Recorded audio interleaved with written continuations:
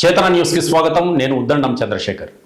కర్ణాటకలో కాంగ్రెస్ ప్రభుత్వాన్ని కూల్చేందుకు BJP JDS కుట్రలు పన్నుతున్నాయని Karnataka CM Siddaramaiah, deputy CM Shivakumar ఆరోపించారు. గవర్నర్ నిర్ణయం రాజ్యాంగ వ్యతిరేకమన్నారు.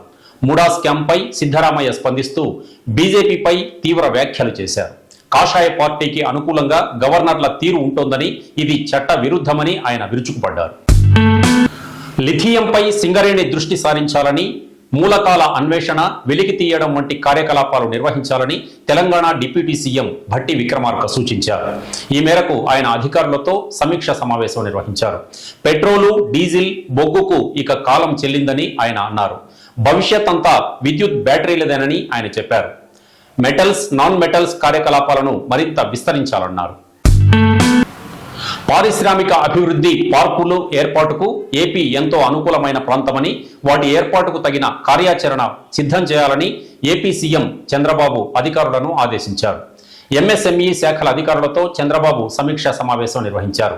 రాష్ట్రాన్ని పురోభివృద్ధి వైపు నడిపించడానికి శాయశక్తులా కృషి చేస్తున్నామని, ఇందుకు అధికారులంతా కలిసికట్టుగా పనిచేయాలన్నారు. సూర్యాపేట జిల్లాలోని ఆత్మకూరు మండలం నెమ్మికల్లులో దండు మైసమ్మ ఆలయం వద్ద ఘోరం జరిగింది. అన్నదమ్ములైన హిమాంష్, దేవాంశులపై ఇంటి గోడ కూలడంతో తమ్ముడు అక్కడికక్కడే మృతి చెందాడు. దేవాంశ్ పరిస్థితి విషమంగా ఉండడంతో మెరుగైన చికిత్స కోసం హైదరాబాద్కు తరలించారు. బహుజన చక్రవర్తి సర్దార్ సర్వాయి పాపన్న గౌడ్ మహారాజ్ జయంతి సభను జై గౌడ్ ఉద్యోగ సంఘం ఆధ్వర్యంలో ఈ రోజు ఘనంగా నిర్వహించారు.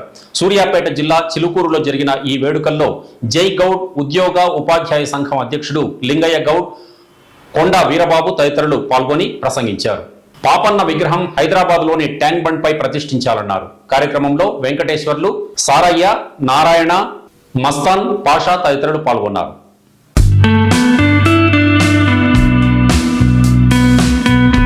ఇవి ఇవాల్టి బులెటిన్ విశేషాలు. తిరిగి రేపటి బులెటిన్లో మళ్ళీ కలుద్దాం. Stay with us.